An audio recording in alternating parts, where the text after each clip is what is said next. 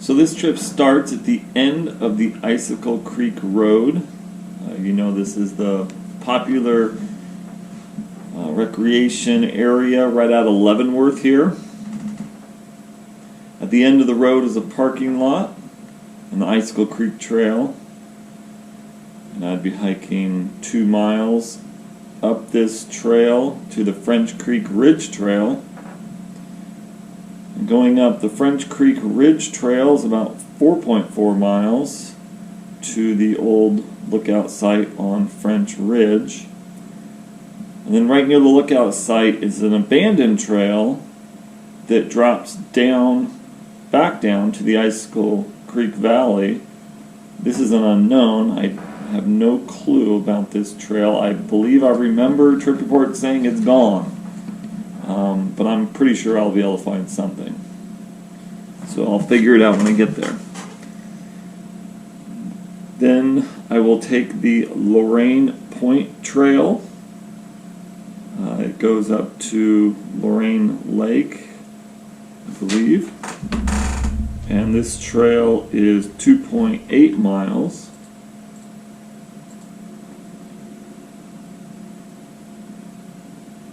I'll drop back down that trail, same trail, and it connects to the Icicle Creek Trail again, much further up the valley from where I left it, and I will walk that back about 7 miles.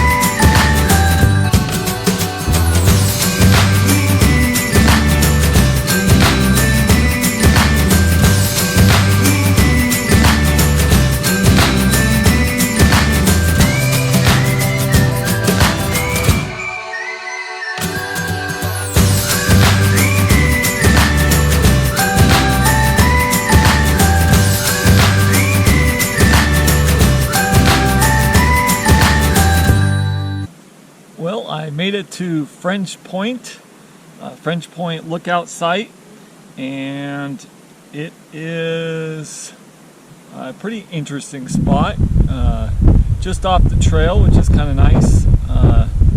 From the trail you don't really see it. It's about 50 feet up the hill, so it hasn't been messed with too much, but there's really not much left. This one was built in 1934 and said to have been here up into the 70s. So yeah, I thought there might have been a little bit more on the glass. But views are good, but trees are growing, as you'll see in the panoramic that I can show you now. There are quite a few trees growing in some of the views, and good thing they're alpine firs, so they're pretty narrow little trees, but tall. And I would only give this place another 10. They don't grow very fast, so 10 or so years, and then it won't be very good for views.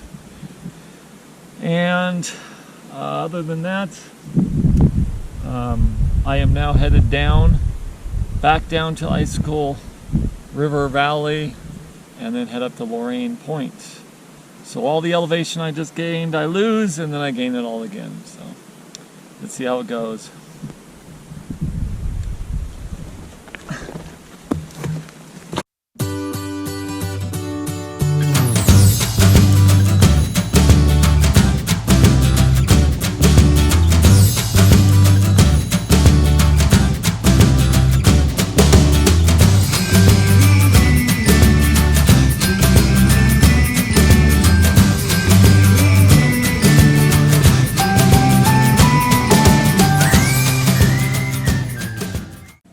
This crossing seems to be easy, as you can see here. It doesn't look deep, nice and shallow, but it turned out to be up to my waist. I couldn't believe it. As I got further across, it was just got deeper and deeper, and you just could not tell. And I even forgot I had my iPhone in my pocket, and it got drenched, but somehow it survived. It was just working just fine. My GoPro got wet, and that's supposed to be waterproof, and the videos after this got distorted somehow. So that was quite something.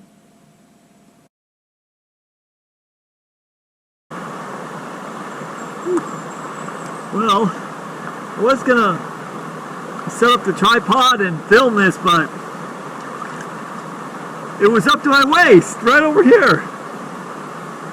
I'm not going back in. No way. That was cool.